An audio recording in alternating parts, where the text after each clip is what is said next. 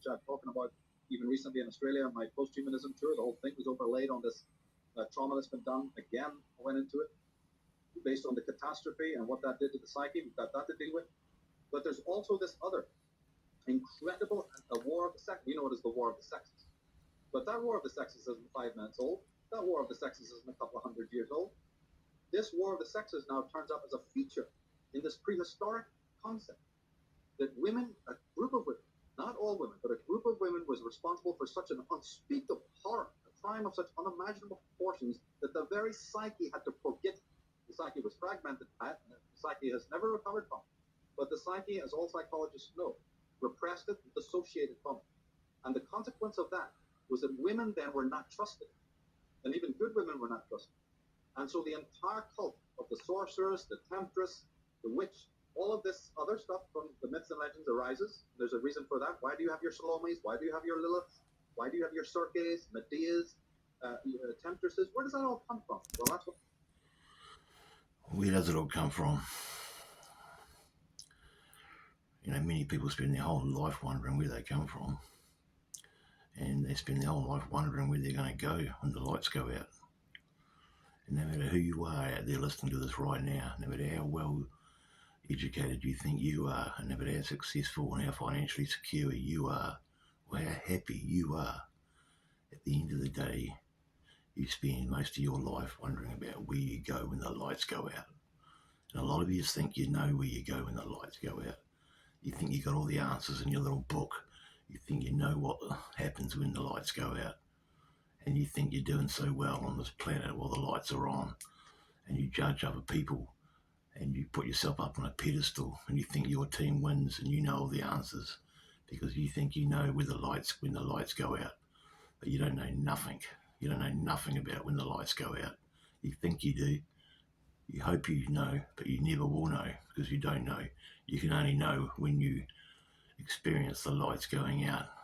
So don't tell me or millions of other people what happens when the lights go out because you don't know nothing about when the lights go out because the lights have never gone out for you. You see, we all spend our life deep down with trauma. Some of us don't even know we've got the trauma. We think we know. We think we know the answers. We listen to our priests, our politicians, our whatevers. We think we know the answers. And we think it's going to be a good place. And some people tell us that it's going to be a bad place if we don't abide by the rules while the lights are on. But who's to say that the lights never go out?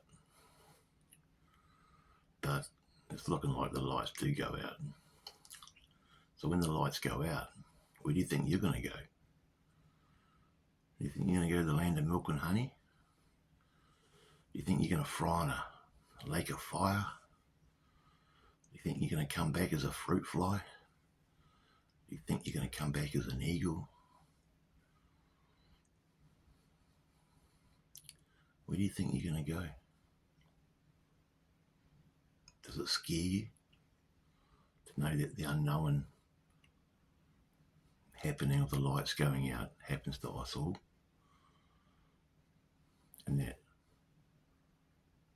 big D-E-A-T-H word smiles at us all?